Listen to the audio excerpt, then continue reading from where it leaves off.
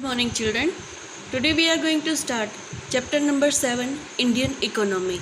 In this lesson you will know all about Indian economy, our financial condition, how we have developed and why we are considering as a developing country, what was our situation before independence and after independence, how we came up from all the tragedies, and again we are now with the competition of world market, global market. That all you are going to see in this lesson.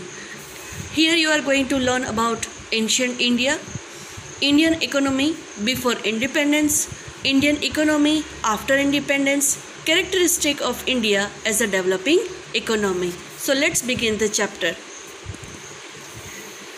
India is the largest democratic country in the world, demonstrating unity among diversity of various languages, caste, creeds, religions, cultures, traditions, and so on.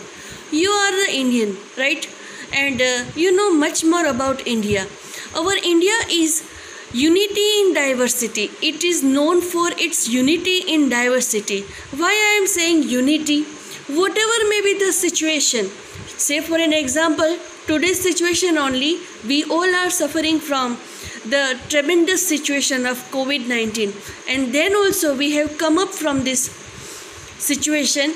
Now we are battling with our health issues and our economic issues also. We are very much different than each other.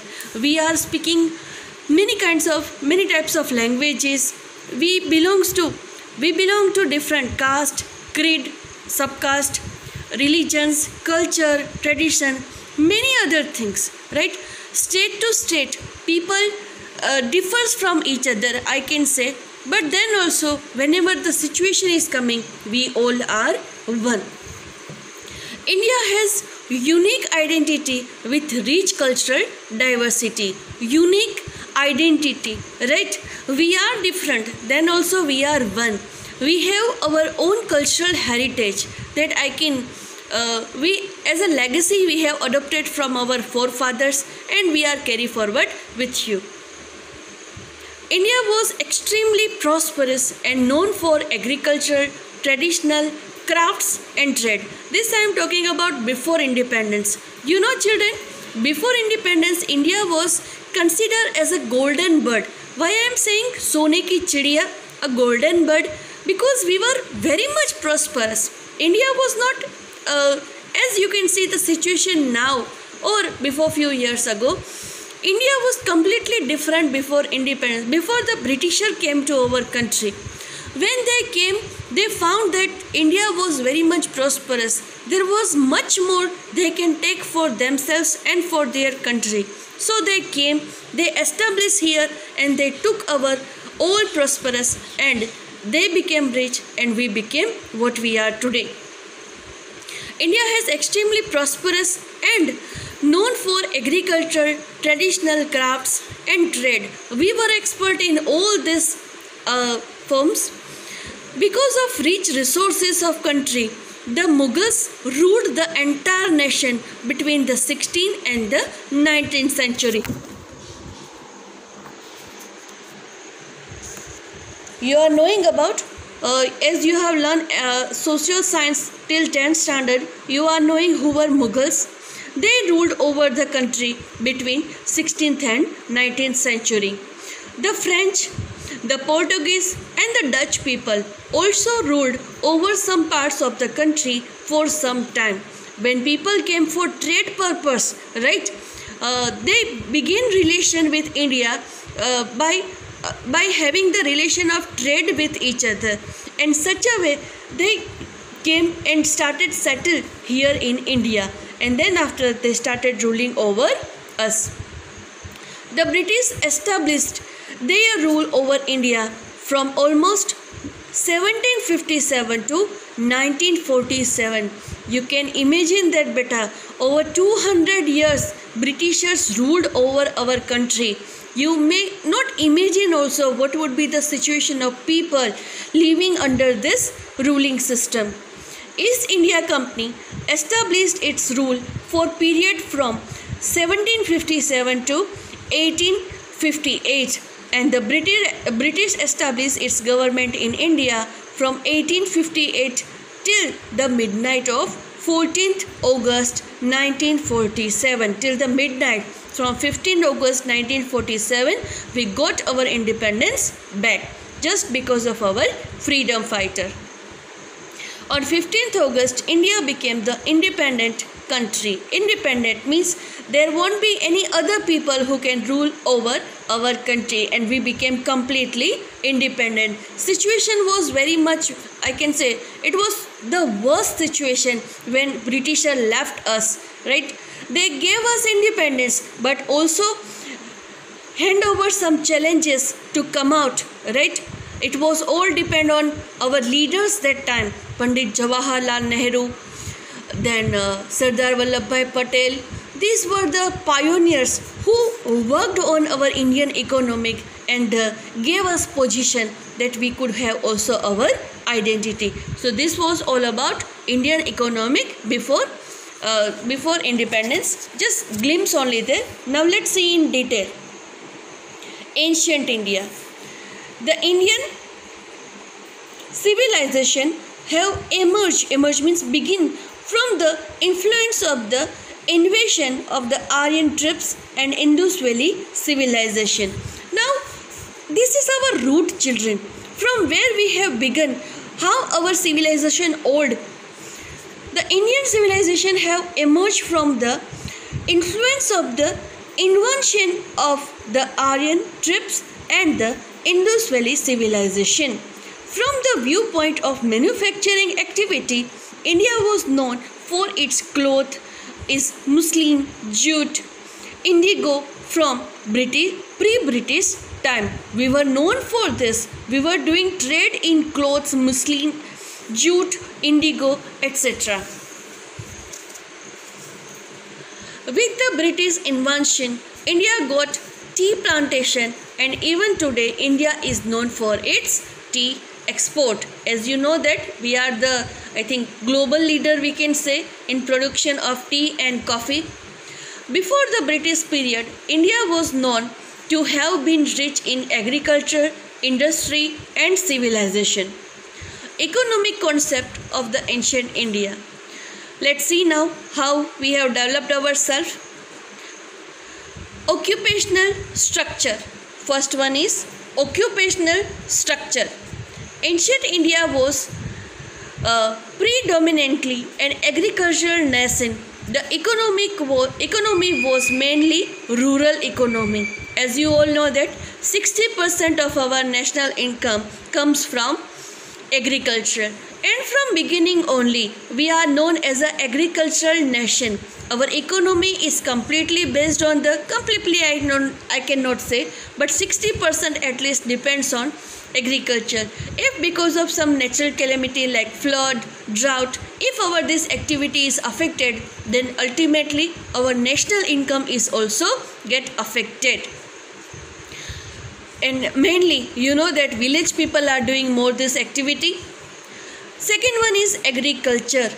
Indian agriculture sector was prosperous and variety of crops were grown. Rural areas were self-reliant. Self-reliant means financially they are too much sound. They no need to get help, financial help from others. They were all self-reliant because they grow crops on their own fields. So this is another factor. Industries. India was a prominent center of producing cotton, jute, muslin, wood, idol making, indigo, earthware, etc. Now these all are the things which we are producing in our small and large scale industries. Next is services. Ancient India had system of minting metal coins. Because of unity among the people, trade in agricultural goods and manufactured goods was prosperous. It is all because of our unity. You know, children, you study in Gujarat, but if you wish to work in Maharashtra or in Bengaluru or in Tamil Nadu or in Delhi, wherever you wish, wherever you find the field job of your time, then you can go and do work over there and earn a prosperous life for you and your family. This all because of only one thing, that we have unity in our country. No people are below or upper. We all are equivalent. If you have skill, you are ready, you are allowed to work anywhere in India and earn money for yourself. Next one is economic prosperity. During the time of Maurya dynasty, India was prosperous with share of 25% of the world wealth. You know children, whole over the world we were having 25% of wealth during Maurya dynasty. Then after what happened? During the Mughal rule, India commanded almost 90% of the wealth of southern Asian regions. During the rule of Aurangzeb, the national income of India was 10 crore pounds. Can you believe this? No, I can't.